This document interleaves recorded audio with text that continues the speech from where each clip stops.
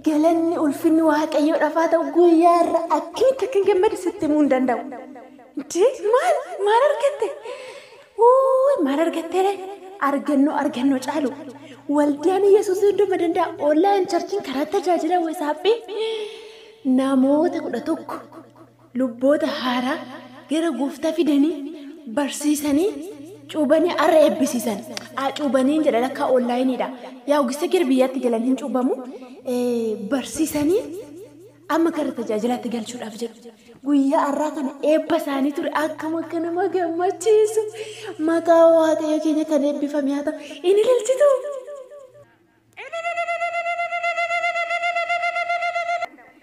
Galanni waaqayyoof haa ta'u kabajamuuf jaalatamuuf obboloota keenya waldaa Yesuus hunduma danda'a keessatti kan argamtanidha. Akkasuma keessummoonni waldaa garaagaraa irraa iddoo kanatti walitti qabamtan tajaajiltoonni keenyaaf biyya keessaa biyya alaati hundumti keessan nagaaniif araara waaqayyoo isiniif haa baay'atu. Gooftaan ulfinaaf hooqubaa fudhatu. Guyyaa har'aa kana baay'ee gammachuu guddaatu nutti dhaga'ama. Sababbiin isaa keessattiyyuu lubbuun tokko dukkana keessaa du'a jalaa garbummaa diina jalaa gooftaa Yesuus fayyisaa lubbuu ishee godhattee amanattee fudhachuun waaqarrattis lafarrattis gammachuu guddaadha. Maqaan waaqayyo keenya kan eebbifame haa ta'u.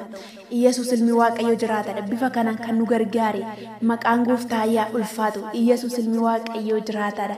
Egaa kabajamoo jaalatamoo obboloota keenya eebbifamtoota barumsaa cuubbaa barumsaa fayyinaa barattanii xumurtan baga gammaddan baga waaqayyo isin gargaare isiniin jechuu jaallanna obboloota keenya. Wanti kana caala nama gammachiisu hin jiru.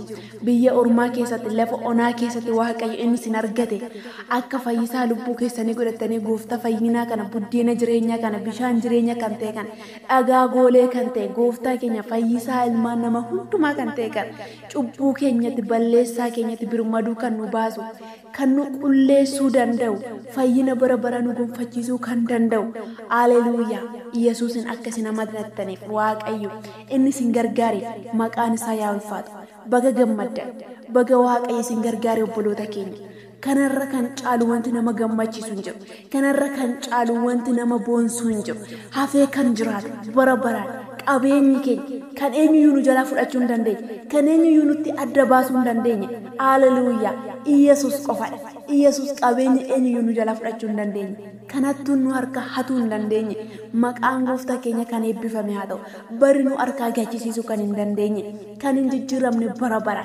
Yoo isaaf gatii kaffalle, yoo isaaf arrafamne, yoo isaaf beelofne, yoo isaaf wanti fedhe yoo nurra ga'e, salphinni duuti ari'atamni beelli wanti fedhe yoo nurra ga'e kan itti yeellaane. Gatiin keenya inni borii ulfina jireenyaadha. Maqaan waaqayyo keenya eebbifamu.